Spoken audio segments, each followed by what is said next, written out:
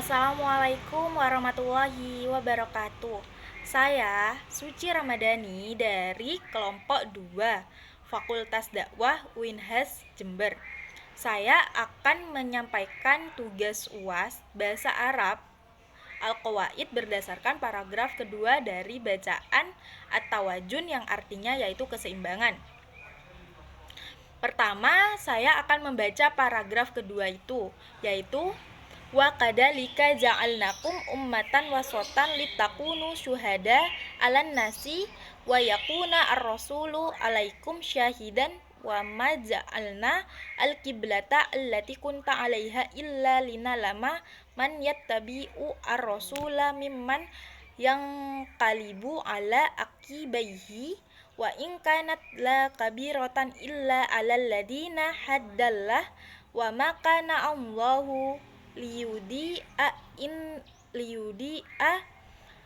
immanakum inna allaha bin nasi laraufur rahim. Yang kedua, saya mau menjelaskan tentang paragraf kedua yang sudah saya baca tadi. Jadi itu ya, paragraf ini tuh menjelaskan tentang pentingnya kita bersikap seimbang dalam agama.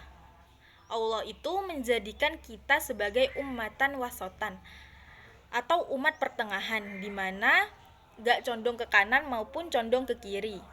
Tujuannya yaitu biar kita ini bisa jadi saksi di hadapan manusia dan Rasul, jadi saksi atas kita. Lalu disebut juga bahwa perubahan arah kiblat itu bukan tanpa alasan, tapi sebagai ujian. Siapa yang benar-benar mengikuti Rasul dan siapa yang berpaling. Perubahan ini memang terasa berat, tapi enggak bagi orang-orang yang udah diberi petunjuk oleh Allah. Dan Allah itu enggak akan menyanyiakan iman kita. Dia Maha Penyayang, Maha Pengasih kepada seluruh manusia. Yang ketiga, saya di sini akan menjelaskan mana yang fiil, mana yang huruf, dan mana yang isim. Oke. Wal adilatu, wa itu huruf, al adilatu itu isim. Ala masyru'iyah, ala itu huruf, masyru'iyah itu isim. At-tawajun al-i'tidal itu termasuk isim. Hiya qauluhu, hiya itu isim, qauluhu itu juga isim. Ta'ala, ta'ala itu fi'il. Wa kadalika, wa itu huruf, kadalika itu isim. Ja'alnakum itu fi'il. Ummatan wasotan itu isim. Li takunu, li itu huruf, takunu itu fi'il. Syuhada itu isim, al-nas, ala itu huruf, an-nas itu isim. Wa yakunu, wa itu huruf, yakunu itu fi'il. Ar-rasulu itu isim sebagai mubtada. Ar-rasulu alaikum itu isim sebagai mubtada alaikum. Adalah gabungan dari huruf jar.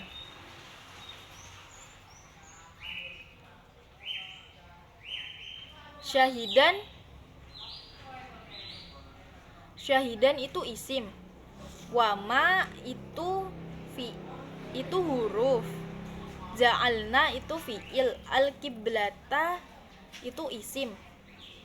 Allati itu isim. Kunta itu fi'il. Alaiha gabungan huruf dan isim. Illa itu huruf. Lina'lama itu fi'il. Man itu isim. Yattabi'u itu fi'il. Ar-rasulu itu isim. Mimman, min itu huruf, dan man itu isim. Yang qalibu itu fi'il. Ala itu huruf, akibaihi itu isim. Wa itu huruf ataf, dan in itu huruf syarat. Kanat itu fi'il, kabirotan itu isim. Illa itu huruf, aladina, ala itu huruf, aladina itu isim. Hadallahu, hada itu fi'il, Allahu itu isim. wa makana gabungan huruf dan fiil. Allah itu isim, liyudia itu fiil, imanakum itu isim, inna itu huruf, Allah itu isim, binnas itu huruf dan isim, laraufu rohim, la itu huruf, rauf rohim itu isim, wa kadalika wa itu huruf, kadalika itu isim, qauluhu itu isim, sallallahu itu fiil dan isim, alaihi al itu huruf, aihi itu isim, wassalam itu fiil. Oke, dilanjut yang soal nomor 4, yaitu ngasih contoh mana rofa, nasab, jazm dan jar lah.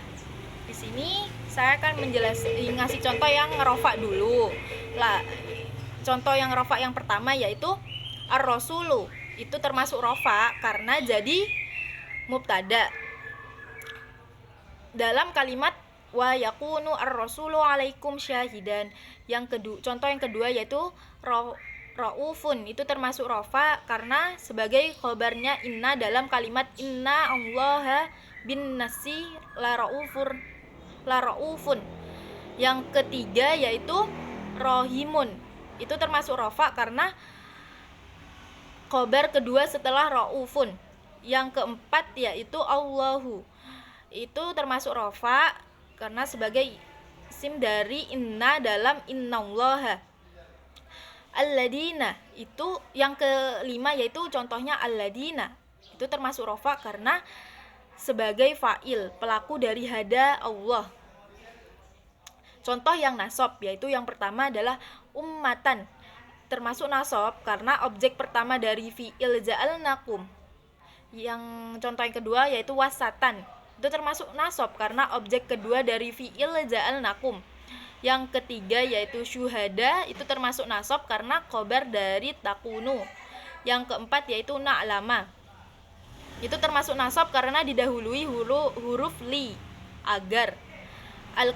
Yang kelima yaitu al-qiblata, itu termasuk nasab karena objek dari fi'il ja'alna. Oke, di sini saya akan menjelaskan yang jar. Contoh yang jar. Yang pertama adalah alan nasi, itu termasuk huruf jar karena an nasi didahului huruf ala. Yang kedua yaitu alaikum, itu termasuk huruf jar karena ada huruf jar ala.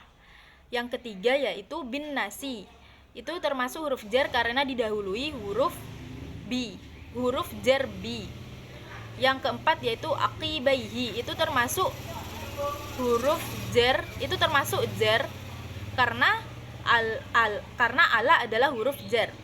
Yang kelima adalah aladina. Lah, ini termasuk jar karena aladina setelah huruf jar ala.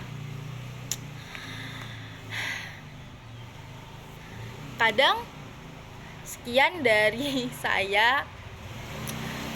Kadang mempelajari bahasa Arab itu memang terasa sulit, apalagi saat kita mulai masuk ke pembahasan seperti i'rab dan fi'il. Tapi semoga penjelasan ini bisa membantu kita semua untuk lebih memahami dan tentu saja lebih semangat dalam belajar bahasa Al-Quran. Karena belajar bahasa Arab itu bukan cuma soal hafalan, tapi juga soal memahami yang menumbuhkan makna. Terima kasih atas perhatiannya dan mohon maaf bila ada kekeliruan dalam penyampaian yang saya sampaikan. Wassalamualaikum warahmatullahi wabarakatuh.